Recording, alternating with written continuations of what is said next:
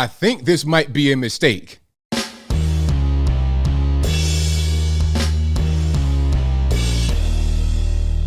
How's everybody doing? My name is Anthony Brian Logan, and today we're going to talk about the anti-gun journalist by the name of Neil Steinberg, who is back in the news for a ridiculously cringe and possibly maybe even hinting toward illegal tweet about guns and some other stuff.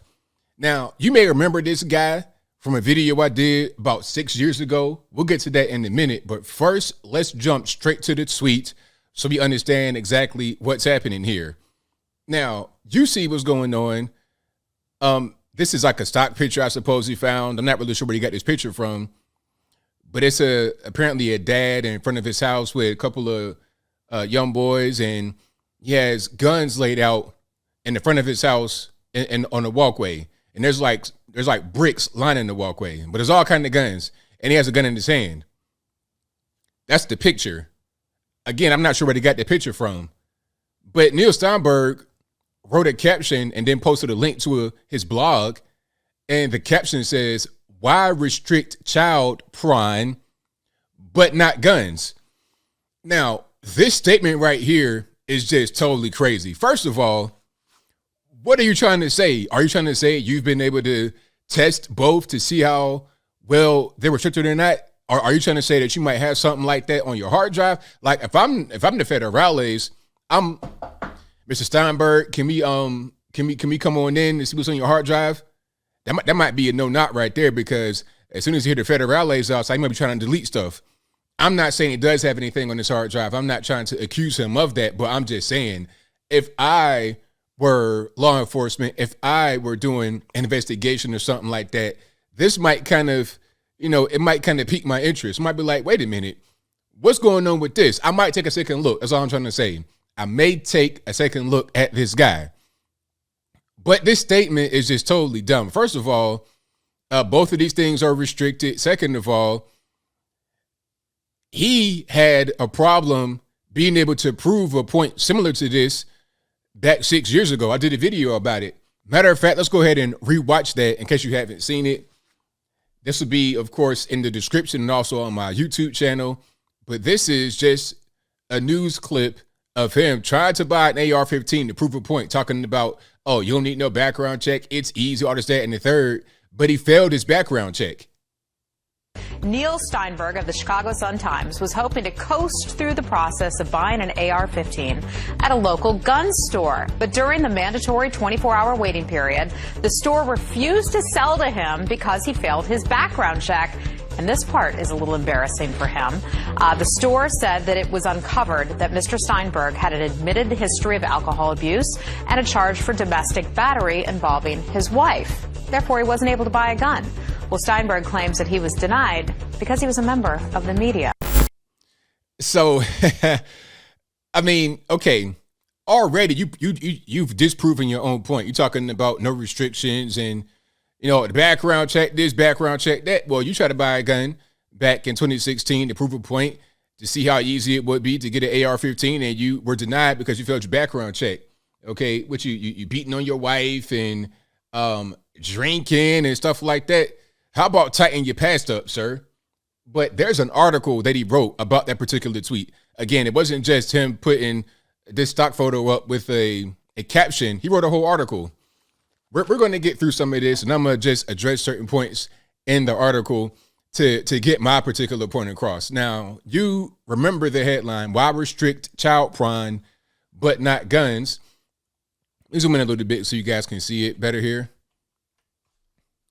And let's do this.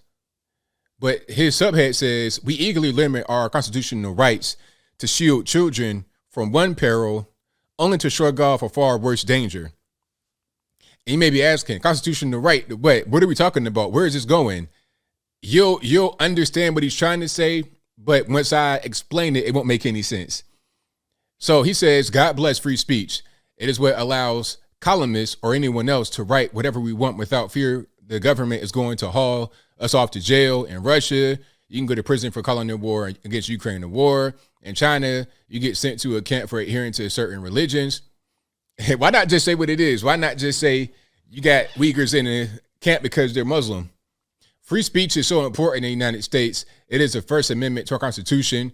Quote, Congress shall make no law respecting an establishment of religion or prohibiting the free exercise thereof or abridging the freedom of speech, unquote. Not only am I allowed to air the truth as I see it, Donald Trump is a traitor who should be in prison. Man, they love some Trump. I mean, Trump, it's been almost 2 years now, and they'll be talking about Trump long after he's gone. But anyway, courts decided grudgingly that offensive artworks and obscene comedy sketches and extreme pornographic videos are also free speech and cannot be banned.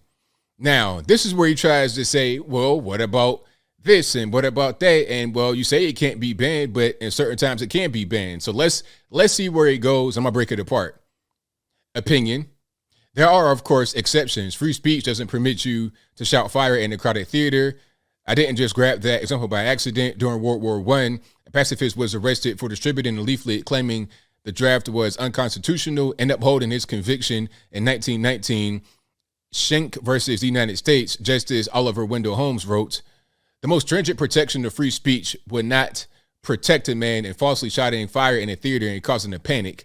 The question in every case is whether the words create a clear and present danger that Congress has a right to prevent. Right. If you terroristic threats, bomb threat, that type of thing, again, fire in a crowded theater. Half a century later, the Supreme Court decided we are a great enough nation that our freedoms extend even to resisting the war we are currently fighting. And Schenck was dialed back. Now, to be illegal, speech must usually be libelous or promote imminent lawless action. You are not free to deliver a speech urging your neighbors to kill someone. Well, the libelous stuff, I'm not sure that's necessarily illegal. That could be, you could be civilly liable for that. Nor can you own child porn. And it's important to understand why. Child porn is among the most restricted material in our society. You don't have to produce it or sell it to commit a crime. It's a crime simply to possess it. Why does child porn merit such a unique level of suppression? I'll give you a hint. It's called child porn. Children cannot consent to sexual acts with adults and are severely damaged by being forced to do so. Of course, everybody knows this. This is why it's illegal. Child porn hurts children, so we fight it with all the legal might our nation can bring to bear, even if it infringes on fundamental freedoms. Pause right there. Pause right there. Okay. He's trying to conflate it, saying, oh, well, since his kids are involved, we're going to just pause the right. But that's not how it goes. See, your rights can infringe upon my rights. Your rights can't be obtained through illegal measures. Prime example, you have the right to bear arms, yes? But you can't just go steal a weapon and keep it and say, well, I have the right to bear arms. This is mine. Well, no, you committed a crime to get your weapon. Yes, you have the right to bear arms, but no, you can't go steal. So just because I'm saying you can't steal a weapon does not mean I'm abridging your right to be able to bear arms. That's not how that works, because you committed a crime. You infringed upon someone else. You violated someone else to be able to get this particular thing. That's not your right. It's the same way, okay, you have the right to possess certain explicit materials. Okay, well, if you got it illegally or stole it or whatever it is, or got it through unscrupulous means, or anything that you did to procure it, to produce it, or sell it that broke the law, that comes first. You can't just break laws and be like, well, nah, I got the right to do it, so I can break the law. That's not how that works at all.